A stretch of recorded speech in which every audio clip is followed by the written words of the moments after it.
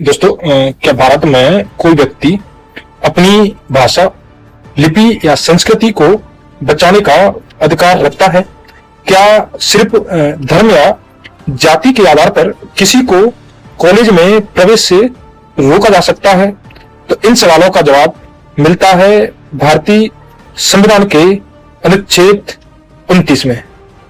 साथियों, भारतीय संविधान का जो अनुच्छेद 29 है वो नागरिकों के हितों के संरक्षण से संबंधित है और इसके अनुसार भारत के किसी भी हिस्से में रहने वाले नागरिकों के ऐसे वर्ग को जिसकी अपनी विशिष्ट भाषा, लिपि या संस्कृति है उसे सुरक्षित रखने का अधिकार है। यानी कोई समुदाय अपनी भाषा, लिपि और अपनी सांस्कृतिक पहचान को बनाए रख सकता है।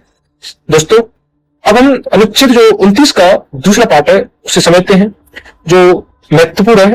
राज्य द्वारा संचालित या राज्य से सहायता प्राप्त किसी भी शिक्षण संस्था में किसी नागरिक को केवल धर्म, मूलवंश, जाति या फिर भाषा के आधार पर प्रवेश देने से वंचित नहीं किया जा सकता। अगर हम आसान भाषा में समझे तो जो अनुच्छेद 29 है वो भाषा प्लस लिपि प्लस संस्कृति का संरक्षण प्लस प्रवेश में भेदभाव पर रोक लगाता है।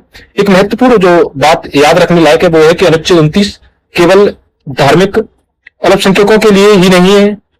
इसमें भाषा, लिपि या संस्कृति की अपनी विशिष्टता रखने वाले नागरिकों के किसी वर्ग की बात की गई, यानी अल्पसंख्यकों के साथ ही बहुसंख्यक दोनों शामिल है। जब आप अनुच्छेद 30 को पढ़ोगे तो उसमें केवल अल्पसंख्यकों की बात की गई है। तो दोस्तों, आज के लिए हम इसे यही रखते हैं। आप सभी को धन्यवाद। जय हिंद।